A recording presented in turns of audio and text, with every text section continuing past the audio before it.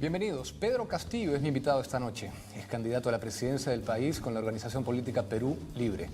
El profesor cajamarquino de primaria no es nuevo en política, pues antes de unirse a Perú Libre, que lidera Vladimir Cerrón, fue miembro del comité de Cajamarca del partido Perú Posible, desde el 2005 hasta el 2017. Además, es un conocido dirigente magisterial, pues lideró la huelga de maestros en el 2017 por la promesa incumplida del incremento salarial a los profesores durante el gobierno de Pedro Pablo Kuczynski. El aspirante a presidente de la República por Perú Libre contará durante la próxima hora detalles de su propuesta y su visión para el país. Profesor Castillo, bienvenido. Muy buenas tardes, mi estimado Diego. Un abrazo. Gracias por acompañarme esta noche. La mayoría de personas lo conocemos por el protagonismo que usted adquirió en el 2017 con las marchas, como he mencionado, del SUTEP en contra del gobierno de Pedro Pablo Kuczynski, pero para los que no lo conocemos más allá de eso, quiero retroceder un poco. Me comentaba que nació en Cajamarca.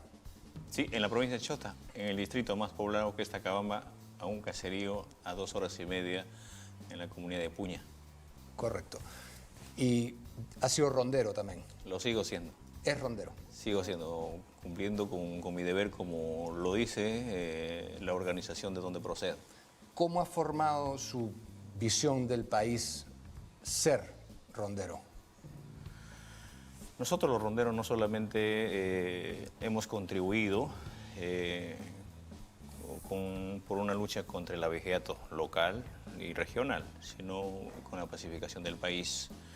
Y esta práctica social no solamente se ha quedado en la región, no solamente en Chota, donde es la cuna de las rondas, sino se ha extendido en todo el país y ha salido del país, ¿no? Hay otros países que lo han visto con buenos ojos y creo que es una práctica social, la práctica social más transparente, donde también hoy en día ya toma un control, un trabajo más protagonista, por ejemplo, como profundizar más el trabajo en las comunidades, el trabajo en equipo, el trabajo abierto y la fiscalización también a las autoridades, ¿no? Y con el SUTEP, ¿cuál es su relación actual? El verdadero SUTEP son los maestros que están en cada institución educativa, en cada base, ¿no? Deslindamos abiertamente con un cascarón que, lejos de defender a los maestros, se hicieron dueños de un nombre, de un logo, y lo trasladaron a un partido político que es el CEN del SUTEP y que pertenecen hoy en día a Patria Roja, que están metidos ahí, incluso siendo parte de un partido político, ¿no? Que están juntos por el Perú. ¿Usted no tiene nada que ver con esa facción? Hemos deslindado porque ellos han desviado y se han trasladado abandonando la lucha del magisterio, y eso ha sido una de las causas fundamentales porque los maestros en el Perú nos veíamos sin ninguna representación, sin ninguna cabeza que diga, ¿sabe qué? No se puede degradar a un maestro, que las escuelas están cayéndose, que los maestros están denigrados, cómo están nuestros estudiantes, y no hubo otra cosa más que autoconvocarnos las bases del país, centrarnos en Lima y preguntarle al ministro, al gobierno, y el gobierno tampoco sabía de cómo están las escuelas, ¿no? ¿Pero es dirigente del SUTEP actualmente? Nosotros, luego de la huelga, recorrimos el país y fortalecimos las bases a nivel nacional y logramos formar más arriba de un gremio y más arriba de un sindicato, una instancia mayor del sindicato, una federación nacional, la FENATE Perú. He venido ejerciendo últimamente el secretario nacional de la Federación Nacional. Ya, o sea, propiamente en el SUTEP no está en esta nueva federación. En la Federación Nacional, donde albergan todas las bases del país, en todos los distritos del país. No tiene nada que ver con CONARE tampoco. Ni con CONARE ni con SUTEP. Hemos deslindado en la práctica mismo, ¿no? Entonces, esa federación tiene sus bases en los distritos, en la provincia y en todas las regiones del país. Estaba leyendo que la línea política que sigue el SUTEP es marxista. ¿Es una línea política marxista? Bueno, más que marxista, creo que lo que tiene que ver el sindicato, abrazar a todas las corrientes del país, porque hay en una federación, en un gremio, es un frente único. Hay maestros que son marxistas, que son apristas, que son belaundistas, que son de diferentes tiendas. O sea, es el magisterio, es el seno del magisterio en su conjunto. No podemos ir por una línea dejando a todo el resto, porque lo que concebimos nosotros los maestros es defender un derecho constitucional. Ya, pero ¿de qué gremio estamos hablando ahorita? ¿De la Federación? Nacional. Ya no estamos hablando de SUTEP, ni No mucho menos estamos del hablando de CONADE. SUTEP. Es que el SUTEP son las bases de la federación. Pero la línea del SUTEP, lo que aparece en su página web y todo, sí se habla de marxismo. Claro, el SUTEP del CEN de Patria, incluso ni siquiera sabían explicar sus bases, no sabían ni cuál es su corriente, y eso es lo que la confundieron al magisterio. ¿Usted es marxista? ¿No? No es marxista. ¿Qué filosofía política sigue? ¿Dónde está usted para empezar en el espectro Bueno, nosotros político? estamos en el seno del pueblo, ¿no? Pero están visiblemente más a la izquierda que a la derecha, ¿no? Eso sería obvio, ¿no? Es una tendencia netamente del pueblo, con una tendencia de izquierda, ¿no? Creemos importante de que hoy en día, por ejemplo, lo que se ha estigmatizado es si vas a deslindar, eres de derecha, de izquierda y al final te olvidas del pueblo, ¿no? Porque Sí, estamos de acuerdo en eso, pero sí, Sí. digamos, todos los candidatos que vienen acá se definen de un cierto modo. Así es. Por eso le pregunto. Pero usted propiamente a título personal no es de filosofía marxista, no pregona el proletariado versus la burguesía, no asuce esos ánimos, ¿o sí? No, lo que hablamos es un lenguaje netamente del pueblo, ¿no? Es una corriente netamente del pueblo, claro, con una tendencia izquierdista, pero ¿pero en qué se basa? la verdadera izquierda. ¿Pero en porque qué se basa? Para entender, quiero entender. ¿En qué se basa esa corriente de izquierda? progresista, ¿no? Creo que lo que hay que hacer acá es revertir primero los derechos fundamentales de la persona y en función a eso, primero escucharle al pueblo, ¿no? Y una lucha porque dejemos de haber tanta desigualdad. Ya, hablando de desigualdades, sin más, profesor, quiero entrar a discutir algunos puntos de su ideario y programa, particularmente lo que propone en materia de régimen económico, ¿no? Para lo cual hemos sacado un artículo que está compartido en redes, que rescata los 6 artículos principales, porque también propone un cambio de constitución. Esa es la columna vertebral de nuestro plan de gobierno. Un cambio de constitución. El cambio Por eso, estructural. de la constitución. Es el cambio de la constitución. Entonces, en lo que propone el régimen económico, lo estamos compartiendo en pantalla para que el público también lo pueda ver. Vamos a ir artículo por artículo. Número 1, cita el artículo 58 de la Constitución. El Estado solo orienta y promueve. Estado, estamos hablando de actualidad, Estado sometido a la economía social de mercado, iniciativa privada es libre. Lo que usted propone, Estado regulador fuerte y con facultades, planificador, interventor, innovador, empresario y protector. ¿Me podría explicar en qué consiste ese...? ¿Con un ejemplo la puedo hacer? Con un ejemplo, sí, porque, En plena pandemia, ¿cuánto costó una mascarilla? bueno, ha variado, ¿no? Ha En variado. plena pandemia. Un balón de oxígeno, ¿cuánto costaba? Un ibuprofeno, una pastilla, un ibuprofeno, ¿cuánto costaba? ¿Y dónde estaba el Estado? Entonces creemos nosotros de que esto tiene que cesar, tiene que terminar. Que un Estado donde tiene fijado y se ha plasmado y ha hecho una práctica de prohibir los derechos por todo lado al país, instalando una política de libre mercado. Por eso es que se hace como quiere. Nosotros planteamos, por ejemplo, una política social, una política popular con mercado. Ya, pero ¿cuál es esa política? Ahora lo que tiene que hacer es que el Estado sea regulador, fiscalice, y no estamos acá en contra tampoco de la empresa privada. Ya, pero ¿cómo regularía y cómo fiscalizaría?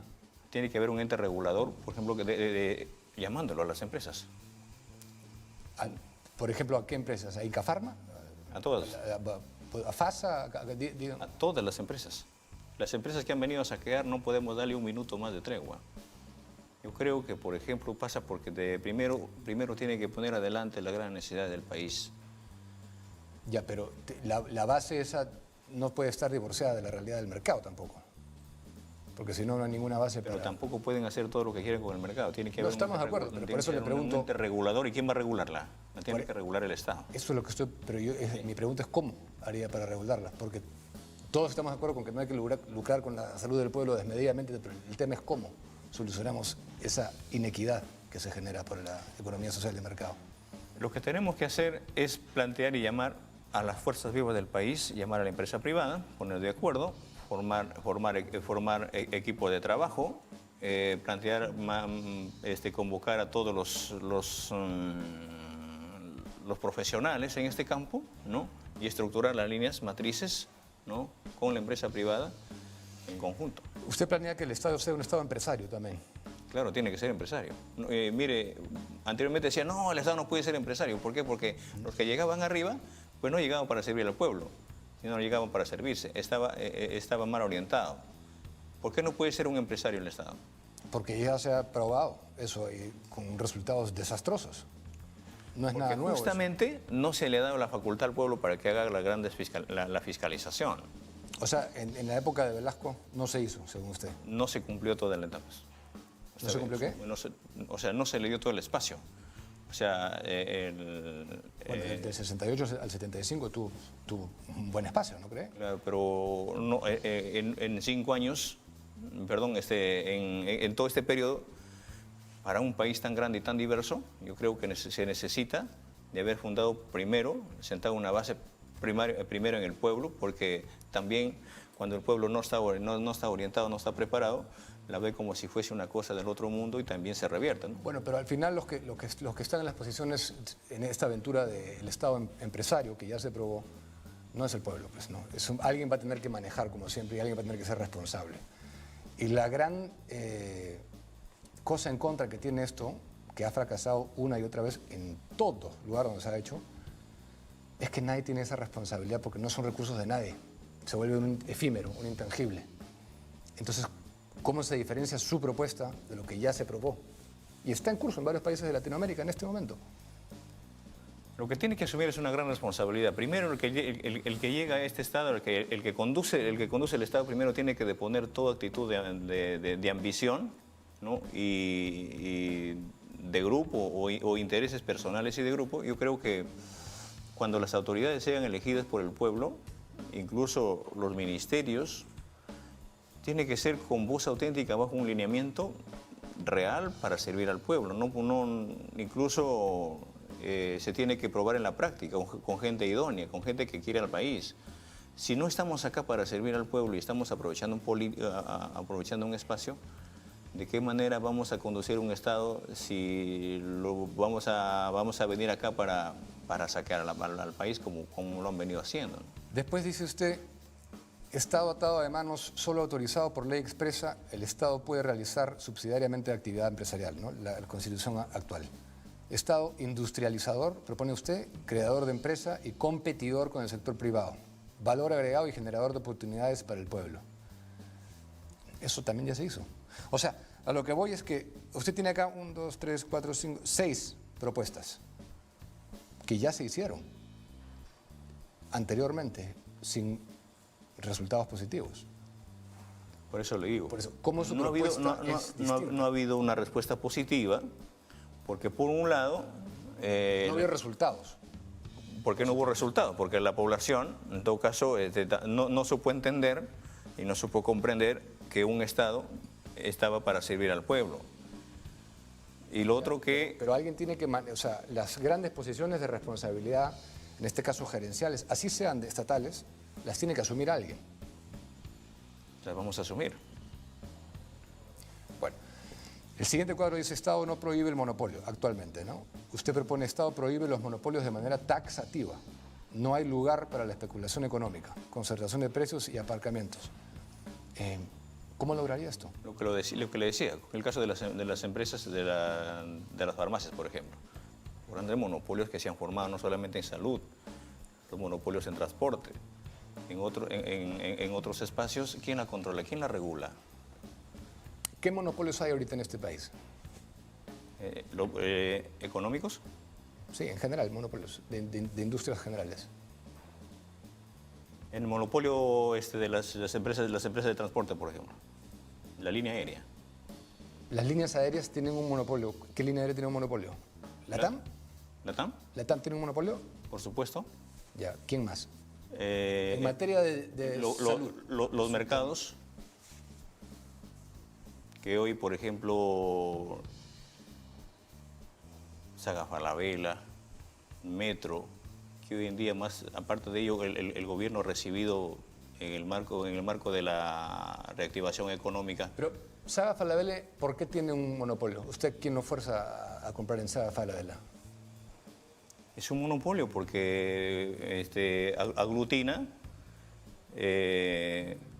su economía para sacar un beneficio un beneficio empresarial sin importarle al Estado, sin importarle al pueblo. No, está bien, pero eso no es un monopolio. Eso es no tiene rostro social su actividad económica. Pero no es un monopolio, porque un monopolio lo fuerza a que sea el vehículo único a través de lo que yo puedo acceder a algo. Y si yo no quiero comprar en Saga Falabella, yo puedo irme a otros lugares a comprar. Entonces ese no es un ejemplo de monopolio, doctor, profesor. Entiendo. El siguiente dice usted, Estado corrompido sin soberanía, que estamos actualmente en ese modelo, ¿no? Los términos contractuales no pueden ser modificados por leyes u otras disposiciones de cualquier clase. Usted propone un Estado revisor de contratos. No hay lugar para la impunidad de los contratos lesivos al pueblo. Revisión, renegociación o anulación de los mismos. ¿Cómo hace esto de la mano del mercado? Esa es mi siguiente pregunta. En el artículo 62 de la Constitución estipula, por ejemplo, de que debajo de esta casa hay un yacimiento minero. Cuando está debajo del suelo o en el subsuelo, ¿de quién es dueño? El Estado. Y cuando sale de la tierra, ¿quién es dueño? La empresa transnacional. ¿No es cierto? Entonces, estos contratos que se dan... Bueno, siempre y cuando no sean oriundos, ¿no? Según la ley de consulta. Me refiero a las empresas transnacionales bajo los contratos. O sea, puntualmente usted lo quiere aplicar netamente a minería. No solamente a la minería. Estas empresas nacionales, por ejemplo, mineras... ¿Pero a qué se refiere Estado corrompido sin soberanía? ¿A qué se refiere con eso? Gasíferas pesqueras, ¿no? Petroleras incluso, ya, que más están viendo sus beneficios para la empresa transnacional sin dejar, por ejemplo, lo propio para el país. De cada 100 soles que se obtiene, por ejemplo, específicamente en el caso de la minería, 70 soles lleva la empresa minera y 30 soles se queda para el Estado peruano. No, bueno, depende sobre qué. Lo dice la Constitución. Y el Estado no la puede intervenir porque la Constitución la prohíbe. No. Partamos de una premisa muy básica, que para que el Estado obtenga algo tiene que haber rentas. Y aparte de las rentas, en este caso, la empresa paga IGB, paga impuesto a la renta y paga canon también. El canon es un impuesto, no es impuesto por el gobierno. Entonces, esa medición de rentabilidad, ¿cómo la hace usted? Porque la empresa extranjera que trae inversión privada, lógicamente va a velar, va a hacer lo que le mande la ley, va a cumplir la ley, pero va a tratar de sacar el mayor provecho personal. Eso es obvio, ¿no? Aquí, no solamente aquí en Perú, sino en cualquier lugar. O sea, es insuficiente para usted pagar impuesto a la renta, canon, IGB. Totalmente insuficiente. Es insuficiente. Es insuficiente. ¿Qué le adicionaría a usted? Lo que tenemos que hacer es llamar a la empresa a renegociar los contratos, ¿no? Ya, pero entonces usted está diciendo que una empresa minera que invierta acá, en el caso de que obtenga rentas, se va a quedar con menos de la mitad de las rentas que percibe. ¿La empresa minera? Sí. La empresa minera tenemos que revertirla todo. ¿A qué se refiere con revertirla todo?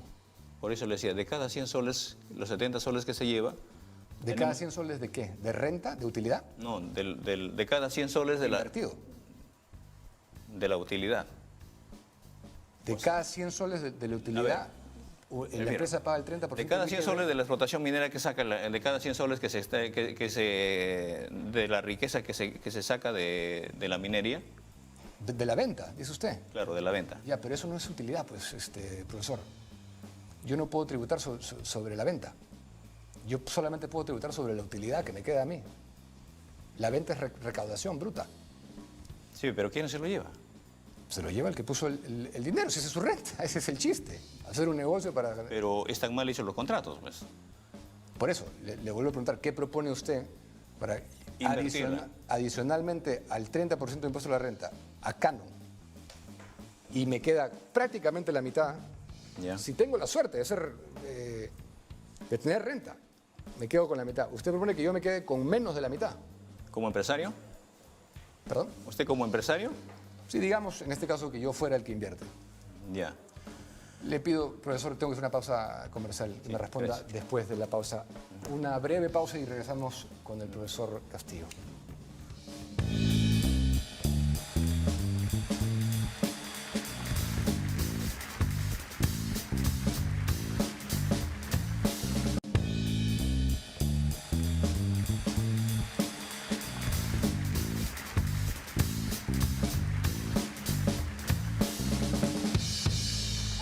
Bienvenidos de vuelta. Estoy conversando con el profesor Pedro Castillo, él es candidato a la presidencia por el partido Perú Libre. Y, profesor, estábamos hablando de su régimen económico. Me había quedado en el quinto punto de los principales cambios que usted propone dentro de lo que es el cambio de constitución en régimen económico. El quinto punto que usted quiere modificar del artículo 63 actual es, como está redactado actualmente, el Estado le da la espalda al empresariado peruano frente al extranjero. La inversión nacional y la extranjera se sujetan a las mismas condiciones. Usted propone un Estado nacionalizador, fin al Estado privatización y exportador de capitales, generador de valor agregado para dar oportunidades al pueblo y el empresariado peruano, estatización de sectores estratégicos. ¿Qué va a estatizar, por ejemplo? El gas de camisea, por ejemplo. ¿Cómo es posible, por ejemplo, que en este momento, o bajo esta constitución política, ponga frente a las grandes empresas transnacionales, a la empresa transnacional, perdón, a la empresa nacional? O sea, darle más espacio a estas empresas cuando... ¿Qué empresas nacionales han podido competir con las empresas transnacionales? Entonces, el gas ¿Sí? no se daría. ¿Qué más? Bueno, la línea aérea.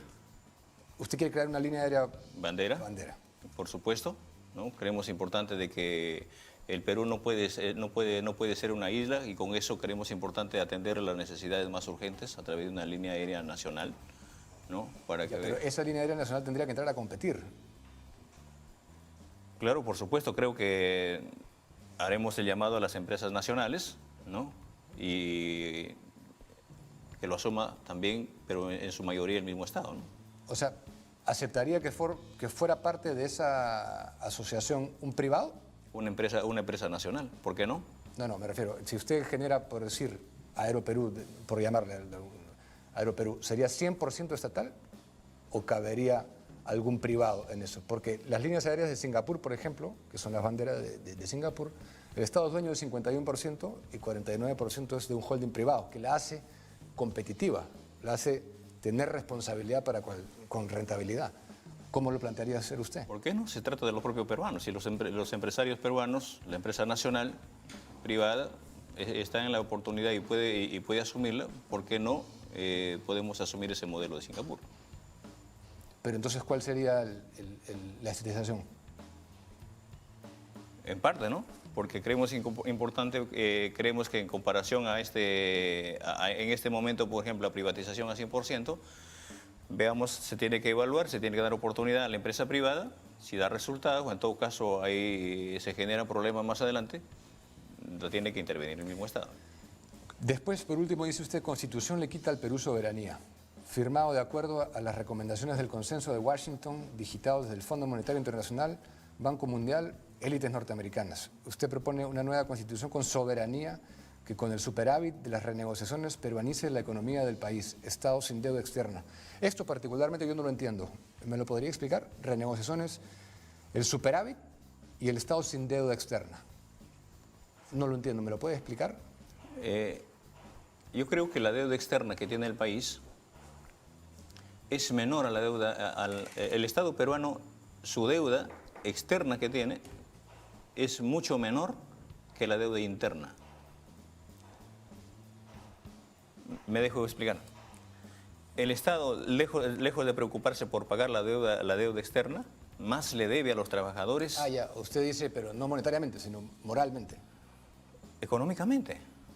Que lo que se le debe a los maestros es mayor que la deuda externa. No estoy refiriéndome solamente de los maestros. Me estoy refiriendo al Perú en su conjunto. Abandonada la agricultura, abandonada la educación, abandonada la salud. No, ya está bien, pero eso es una deuda moral, o la tiene cuantificada. ¿Cómo hubiera cuantificado? ¿Cuándo la va a pagar? ¿Perdón?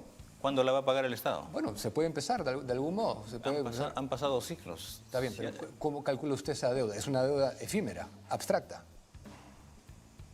Económicamente hablando. Pero están las cifras ahí. El Ministerio de Economía sabe, por ejemplo, cuánto se le debe a los trabajadores, cuántos son los presupuestos que se tiene para mejorar las carreteras, cuánto presupuesto se necesita para hacer hospitales, para construir escuelas, para combatir la anemia, para combatir la mortalidad materna, infantil. Es inmensa la deuda interna que tiene el Estado al Perú. Bueno, o sea, no está cuantificada. No. Está abstractamente Pero planteado. yo creo que el equipo de economistas que está trabajando hoy en día, por ejemplo, el partido, ya en lo sucesivo creo que vamos a hacer llegar todo esto con cifras, ¿no? Pero usted habla de eliminar la deuda externa. ¿Cómo se va a financiar? Nosotros no estamos a favor del pago de la deuda externa. Ya, o sea, digamos, en una presidencia usted sube el 28 de julio y anula el pago de la deuda externa. Se aísla. Primero tenemos que priorizar la deuda interna. Ya, pero ¿pero qué hace con la deuda ya existente? Habrá mecanismos, ¿no? O sea, pero eso ya pues como le vuelvo a repetir, profesor, eso ya se hizo. Y lo único que hace es crear una economía ficticia, que no puede ser suficiente. Los grandes créditos, las grandes deudas que se han sacado para, en todo caso, la economía que se ha sacado los gobiernos en el marco de los préstamos internacionales, esta deuda externa, ¿a quién le ha servido más? Bueno, tendría que ser un poquito más específico. ¿Quién? O sea, de la deuda externa, o sea, de esta deuda externa que hoy en día tiene el país. Bueno, pero la deuda externa no es solamente de un gobierno, es cumulativa. Por eso, pero a raíz de estos gobiernos que gobierna pues a espaldas del pueblo, lo primero que lucran como gobiernos en diferentes los sectores, lo que más se ha coludido con los actos de corrupción y no ha llegado por ejemplo al país, al pueblo. Pero usted estuvo años en Perú Posible, un partido de derecha absolutamente. Sí, queríamos proponer ese cambio, ¿no?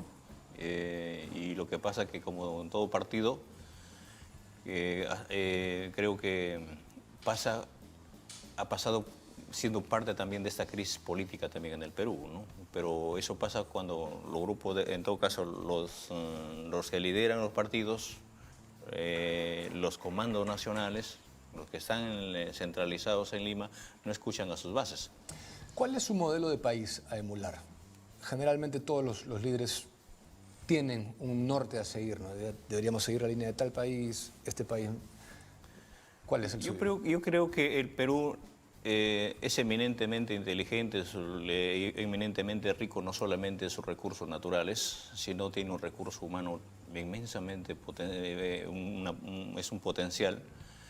Lejos de mirar cualquier modelo, si bien es cierto hay que mirar algunos guiones y algunas experiencias en otros países, pero lo que se debe apuntar... ¿Pero no tiene ninguno ahorita que se le venga a la mente? Yo creo en los mismos peruanos, que de acá a unos 20, 30 años el Perú debe llegar a ser un modelo del resto de países. Ya, pero como le vuelvo a preguntar, ¿no hay ningún país que represente una visión para usted que deberíamos emular? ¿Por qué no, por ejemplo, traer el modelo de Singapur en el caso de educación? Porque el modelo de Singapur fue un modelo completamente tirado a la derecha, profesor. Hay que sacar lo bueno de lo que tiene cualquier país. Pero lo que usted propone es de la extrema izquierda. Usted propone un Estado estatista. Eso no fue lo que hizo Singapur. Singapur tiene unas tasas de impuestos más bajas del mundo. Pero su modelo, en todo caso, su forma de implementar la educación, ¿por qué no evaluarla y traerla al Perú? ¿Por qué no, por ejemplo, el modelo económico que se ha instalado, por ejemplo, en Bolivia, ¿no? Bueno, pero es que el modelo boliviano frente al singapuriense no tiene nada que hacer. Me refiero a los diferentes rubros, ¿no? Educación de un país, el modelo económico, ¿no? Si usted quiere seguir el rumbo de Bolivia, entonces indirectamente está en la corriente venezolana, ¿no? En la corriente chavista, porque Evo era muy cercano a Chávez y siguió esa tendencia, ¿no? De hecho eran no para nada socios estratégicos. Yo creo que no estamos corriendo esa tendencia. Es necesario recoger algunas experiencias con la finalidad de ver si... ¿Recoger algunas experiencias de Bolivia o de dónde? De diferentes espacios, de diferentes... ¿De Venezuela no recogería ninguna? Para nada. Nada. ¿Por qué? ¿Por qué tenemos que recogerla? Porque creemos importante, si bien es cierto había una intención de nacionalizar, pero creemos importante que en la práctica si no ha dado resultados, pero hay modelos que podemos traer de otros países, ¿no? Pero nómbreme uno, específico. El caso de Bolivia. ¿Pero cuál? ¿Qué cosa que ha hecho en Bolivia Evo Morales haría usted acá? La nacionalización de los recursos, ¿no? el problema de la renegociación de sus contratos, priorizar, por ejemplo, los grandes problemas, que la economía esté distribuido, por ejemplo, a los sectores más vulnerables. Ya. También habla usted de los países escandinavos. ¿Perdón? De los países escandinavos habla también. Dinamarca, Suecia, como modelos también, para no centrarnos solamente en ejemplos latinoamericanos. He leído que usted nombra estos países. ¿Es verdad o no? Usted, sí. Pero le comento que Dinamarca, por ejemplo, ya que usted admira mucho esas economías, son economías no socialistas. Tienen políticas sociales muy fuertes de educación, de salud, pero sus economías están entre las más libres del planeta. De hecho, Dinamarca, en un ranking reciente, es una economía menos regulada y más libre que la de Estados Unidos. Por eso creemos importante de que el ideario no es una camisa de fuerza. Yo creo que el partido que ha gestado este plan programático está abierto con la finalidad de que se inserten en este ideario las más grandes voluntades del país, de los profesionales, ¿no?, de los técnicos, con la finalidad de que Perú Libre y un gobierno de Perú Libre no se va a ceñir a esta propuesta netamente como su ideario lo estipula, porque creemos importante que lo que tenemos que hacer es llamar a las personas más expertas y sí, más pero comprometidas. tiene que haber más o menos un norte, ¿no? O sea, está bien que se convocan técnicos, eso lo hacen todos los candidatos, pero tú tienes que decirle más o menos qué es lo que quieres para que el técnico específicamente te desarrolle el plan, ¿no? Otra cosa relevante de Suecia no tiene impuesto a la propiedad. ¿Usted anularía el impuesto a la propiedad en un gobierno suyo? No. ¿Lo mantendría? Por supuesto. O sea, entonces no hay tantas similitudes. Por ejemplo, el Perú tiene una franja tributaria bastante benigna, sobre todo en los sectores más bajos, a diferencia de Suecia. Eso también lo tendría que cambiar. ¿Usted quisiera cambiar eso para que la gente que gana hasta 7 UITs, 30.100 soles, empiece a tributar? Cosa que no pasa hoy en día. Hoy en día esa gente no tributa. No tributa. La gente formal, estamos hablando, del veintitantos, poco más del 25% que son formales, de cuarta. Es un gran problema que tenemos en el país. No, pero hablemos de lo formal. de Después hablamos de cómo formalizar y ampliar la base, pero de la renta de cuarta y quinta categoría. Actualmente, de la gente que sí está en el sistema y ganan hasta 30.100 soles al año, que son 2.150 soles al mes, no tributa. ¿Usted haría que ellos tributen? Si se quiere comparar al modelo sueco, que tributa en esa franja 32%. ¿Haría eso usted? De alguna u otra forma creo que se tiene que evaluar la persona que genera recursos. ¿Por qué no puede tributar en un porcentaje? De acuerdo. No, pero específicamente, tiene que evaluar. ¿Haría eso usted, ese cambio, que las personas que están en la franja más bajas y perciben ingresos, sea independiente o dependiente de hasta 7 unidades impositivas tributarias, tributen? En el caso de la formalidad, por supuesto. De los que son formales y hoy no tributan, ¿usted haría que tributen? De los que son formales, sí. Sí, es que esto es formal. Esto es un código Por tributario supuesto, de tienen que tributar. Todos tendrían que tributar. Bueno, eso yo no creo que le vaya a gustar a mucha gente, pero en todo caso aplaudo porque me parece justo. Me parece justo si es que estamos con el discurso de que todos estamos juntos en esto y que todos que tenemos que contribuir para el bien del país y nacionalizar, por lo menos eso sí es una propuesta de que estamos en el mismo barco todos juntos, ¿no? Ahora, estas propuestas, profesor, como le decía, son propuestas que ya se han hecho. Me he leído, no le voy a decir todo, porque sería engañarlo, pero me he leído una gran parte de su programa. Y todas son cosas que sistemáticamente se han hecho, una y otra vez. Y se han hecho no en la vecindad, sino en este país. Está en curso en Venezuela, actualmente. ¿Por qué sería distinto un escenario de Perú libre en esta ocasión? Primero porque acá hay personas y hay hombres que están dispuestos a servir al país, porque acá no se está mirando otra cosa sino es las grandes desigualdades del país. Bueno, ¿a usted qué le pareció el gobierno de Velasco? ¿Cuál es su balance del gobierno de Velasco? Bueno, es un gobierno que ha surgido atendiendo al Perú en su conjunto. Yo creo que ha sido más allá de cualquier estigmatización que se le ha dado. Es un hombre que ha interiorizado la gran problemática de los peruanos, ¿no? Ya, pero ¿fue un buen gobierno? Por supuesto. En materia económica, ¿fue un buen gobierno? Por supuesto. El gobierno de Velasco fue un buen gobierno. ¿Usted lo aprueba? Para mí sí. El tema es que si nos remitimos netamente a las cifras, no le dan la razón. Pues. El gobierno militar de los 70 generó de los más altos déficits en la historia de nuestro país, descontando probablemente García I. Y esos déficits no se van cuando sale el gobierno de turno. Es un daño que se le hace al país. Y la paga el país. Y la paga el país y perdura en el tiempo. El déficit fiscal fue espeluznante en la época del gobierno militar. La aventura empresarial que le comentaba al Estado, que usted propone, que el Estado sea nuevamente empresario, ¿sabe a cuánto asciende, en valor presente, a cuánto asciende las pérdidas de las empresas que fueron estatizadas y las otras que se crearon? No solamente las que fueron expropiadas, sino las otras que se crearon. A valor presente, casi 19.000 millones de dólares. Pero eso es más que haberle vendido sus empresas del país, las 128 empresas en el régimen de Fujimori. No, no es ni más ni menos. Fueron cerca de 175 empresas públicas, de las cuales un puñado fueron rentables, entre ellas Aeroperú, y eso sí lo podemos discutir si usted quiere. Quiero seguir hablando de esto después del corte, permítame, profesor. Breve pausa comercial y regresamos con el profesor Castillo.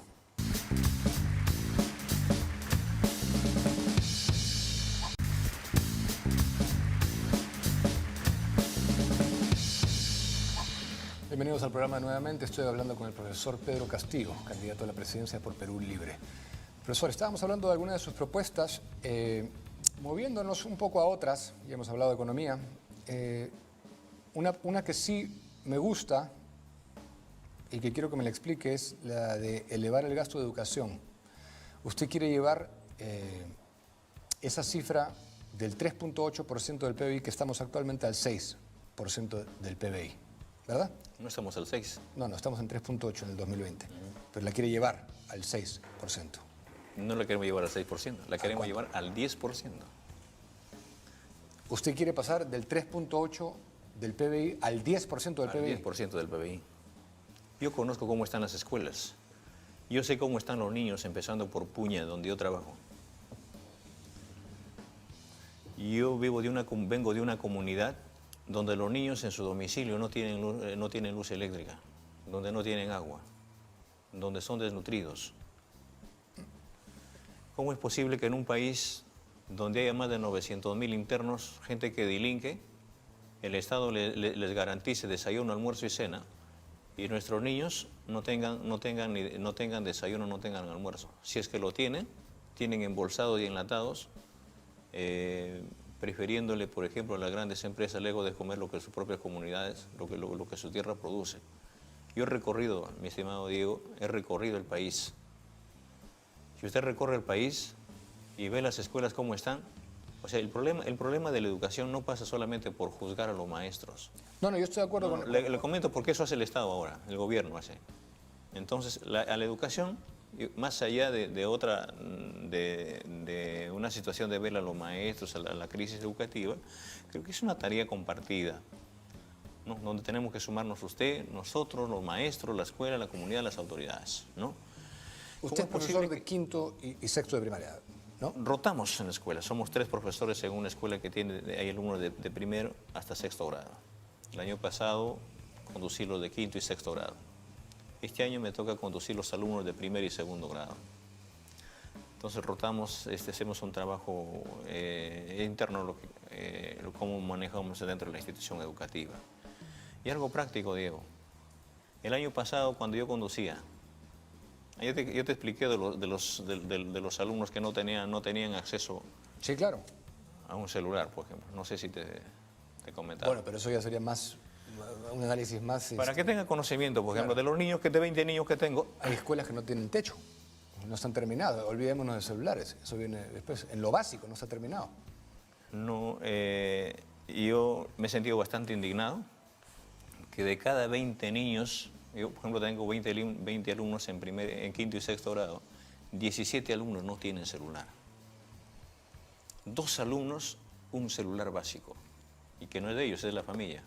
Y la hora que le llama no te contesta el niño, que te contesta el papá a la hora que sea su chakra. Y un niño que tiene un celular táctil.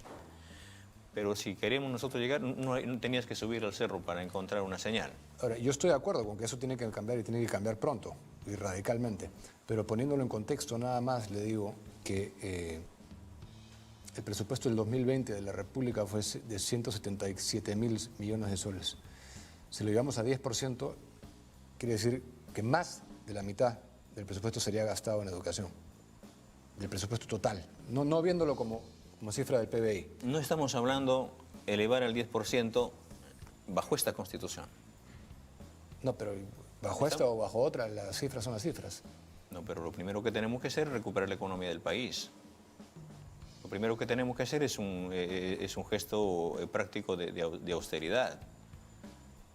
Así de sencillo, yo creo que estas cosas, más la economía se ha hecho para sueldos dorados. Sí, estamos de acuerdo en eso. El tema es que... Para los actos de corrupción, y hay que recuperar el dinero de la corrupción misma que se ha llevado. Yo creo que pasa por una situación de que acá, para instalar las políticas económicas, las políticas de salud, educación y la agricultura, tiene que ser una política con un carácter inclusivo, ¿no? Y llamándolo a los sectores. No, estoy totalmente de acuerdo con usted. Lo que pasa es que la propuesta que usted está haciendo aquí, cuando se ha aplicado a otros países latinoamericanos, porque contra ellos realmente tenemos que analizarnos, ¿no? No nos vamos a comparar con Suecia, con Francia, con Dinamarca, porque... Puede ser un sueño, pero ¿sabe qué? Culturalmente... Pero tampoco no podemos nosotros seguir postergándolo al país. Dígame usted, por ejemplo, que a nivel de América Latina, ¿cuál es el país que ha invertido menos en la educación? ¿Menos o más? Menos. ¿Acaso no está Perú en ese rubro? Perú está entre los más bajos. Sí, justo revisé las cifras anoche, mientras preparaba la nota. Estamos entre los más bajos. Pero lo que quiero decirles es que lo que usted propone es casi siempre este modelo, siempre realmente, se degenera. El caso de Evo Morales. ¿Cómo ha terminado el gobierno de Evo Morales? En fuertes acusaciones de corrupción, de fraude electoral. Porque cuando el Estado es omnipotente y controla todo, pasa eso indudablemente. Profesor, es lo que le estoy... Hay algo que observar y corregir. Le doy la razón en el que también eso pasa. ¿Por qué? Porque también cuando uno ya tiene el poder, a veces en la práctica se puede dar un espacio cerrado, pero siempre lo que tiene que haber un Estado es permanentemente de inclusión permanente y las políticas se tienen que seguir evaluando, ¿no? En su ejecución misma con participación de la misma sociedad, ¿no? ¿Su prioridad sería la educación? La gran pasión de su vida es la educación. Yo no he venido acá a este escenario político sin dejar de luchar y la seguiré luchando hasta el último día de mi existencia por la educación del país. Nuestra bandera es estructural, cambiar la Constitución, recuperar la economía y declarar en emergencia la educación. Declarar en emergencia la salud y declarar en emergencia la agricultura. La gran pasión de su vida es la educación, ¿no? La educación. Primero la educación, segundo la educación, tercero la educación. Un pueblo educado, yo creo que se alimenta mejor, se prevé mejor, vive mejor, se nutre mejor. Entonces, si hubiésemos declarado la educación en el Perú, la hubiésemos declarado en emergencia y le hubiésemos dado su real presupuesto 20, 15 años atrás, no estuviéramos en este espacio, el Perú no estuviera como está. ¿Cuál es su intención? Y no quiero que suene a falta de respeto o ofensa. ¿Realísticamente usted cree que puede ganar la elección o su intención es más bien tener una presencia en el Parlamento y hacer ruido político y traer conciencia de su movimiento? Vamos a ganar las elecciones. O sea, ¿usted piensa que puede ganar la presidencia de la República? Es que pienso, vamos a ganar, Diego. Ok. Es importante porque hay gente que sí está diciendo que está logrando efectivamente hacer ruido, ¿no? Pero que su intención real no es... porque si vemos dónde se han dado este tipo de gobiernos, generalmente han sido por la toma de poder de otros modos, ¿no? A excepción de repente del comandante Diego, yo no Chávez. estoy buscando el sillón presidencial. Yo estoy buscando trasladar el poder al pueblo. Pero es que eso lo ha buscado hacer mucha gente ya, profesor. Lo han buscado porque No lo han logrado lo que se ha hecho es darle al pueblo, ha sido convocado para que vaya el día de las elecciones, coja su lapicero, su cédula de sufragio y al final le dé un papel en blanco al gobierno. Pero ¿qué han hecho los gobiernos? ¿Han convocado al pueblo? Con nosotros no va a haber nunca más, mi estimado Diego, un conflicto social en el país. ¿Sabe usted por qué? Porque el 60% de esta Asamblea Nacional Constituyente, valga la redundancia, la van a constituir las organizaciones sindicales y populares del país. La gente que está en la calle luchando por un pan, que está luchando por su pago de su ONP, la gente que está luchando porque se declare en emergencia la agricultura, la gente que está luchando por esa gente vulnerable que nunca han sido escuchados. ¿Cómo es posible que un gobierno salga a jactarse diciendo que está combatiendo la corrupción, que está atendiendo la pandemia, cuando le ha dado miles de millones de soles a sectores que no han pechado y no se han puesto la camiseta en esta pandemia? Pero sí ha ignorado enormemente a aquel hombre que ha parado la olla y ha puesto los manteles en esta pandemia, que son nuestros hermanos agricultores, de donde yo procedo. ¿Qué gobierno hizo eso? ¿Perdón? ¿Cuál fue el gobierno que se jactó de haber...? El mismo señor Vizcarra. ¿Qué hacía un ingeniero saliendo a las 12 del día en plena pandemia explicando, por ejemplo, cuántos muertos hay, en vez de convocar a los profesionales y hacer caminar a los comandos que tenían que combatir la pandemia? Nosotros proponemos, por ejemplo, que para combatir la pandemia, reestructurar o reformular, por ejemplo, el presupuesto. Hay sectores, hay ministerios que se han priorizado su economía, pero que por la pandemia la gente hoy está pensando llevar algo elemental. Sí, estamos de acuerdo. Lo que estamos discutiendo acá son los mecanismos. El fin no lo estamos discutiendo, todos queremos lo mismo al final. Pero no podemos llegar a ese fin sin aclarar al país qué es lo que queremos. Yo creo que pasa por una situación que hay que cambiar toda esta situación. Hay una constitución pero que se ha hecho. Pero el tema es que para financiar ahora no se está buscando, por ejemplo, de que no hay para hacer simplemente ruido. Te soy franco, digo que cuando yo voy al país, yo recorro el país, llego a los pueblos, no los encuentro los que están en primera línea en las encuestas. Yo no sé de dónde aparecen los primeros lugares en las encuestas, a quién encuestan, si no encuestan al pueblo. Yo no sé a dónde se hacen las encuestas. Entonces yo creo que acá... ¿Usted hace sus encuestas? O sea, ¿usted tiene algún indicador que discrepa totalmente con las encuestas? Totalmente. Y le dicen que sí está penetrando. Tampoco creo en las encuestas, las que actualmente salen. Pero mi pregunta es, ¿usted tiene sus encuestas? ¿Estamos trabajando en una encuesta? ¿No? Que le confirman que usted está calando en la población y está subiendo. No solamente estamos calando. Nosotros hemos venido, somos conocedores en todo el país. Y hoy esta propuesta que estamos haciendo, la que le estamos trasladando al escenario político, no solamente es de Perú Libre, no solamente es de Pedro Castillo, es un clamor popular del país, de que tenemos que cambiar. El Perú necesita un cambio estructural a gritos. Pero, ¿por qué quiso usted incluir a Vladimir Cerrón en la plancha? ¿No le parece que era un pasivo político? Son decisiones del partido, a la cual tenemos que ser respetuosos. No, pero no se quiere deslindar completamente y mandar un mensaje anticorrupción total. Es una persona que tiene una condena en curso. En curso. Claro, venida menos, la han rebajado y todo, pero la condena está hecha. Nosotros deslindamos también incluso con lo que han hecho con el doctor Vladimir. En el fondo, mi estimado Diego, es una persecución política. Está bien, pero eso no se puede manejar cuando es no favorable a usted de un modo y cuando es favorable a usted de otro modo. Los otros los meten en un saco y cuando me atañe a mí es en otro. Es todo lo que ha dictaminado el Poder Judicial. Cuando a él le exigen pagar, un mandato arbitrario por haber una decisión le exigían porque la empresa les pidió que una adenda para hacer este proyecto y que le obligaban a hacerla. Dígame, como gobernador regional, ¿está en la obligación de hacerla? ¿Por el bien de su pueblo? Pero ¿La pagaría o no la pagaría la empresa? Eso no se puede medir así, pues, profesor Castillo, porque si no, no llegamos a Eso es ninguna... justamente por eso lo están cuestionando. Justamente por eso es su situación Pero legal. lamentablemente no funciona así la justicia, ni las pruebas, ni la Hay que hacer reforma demostración, judicial. inocencias Tiene que todo. pasar por la reforma judicial también el país. Tengo que cortar, me están avisando que tengo que terminar el programa. Quiero agradecerle su presencia, haber aguantado mis preguntas y reiterarle que la mesa siempre está abierta para que usted Muchas quiera gracias. venir a cotejar ideas. Este programa estará Muchas abierto. gracias, para mi usted. estimado Diego.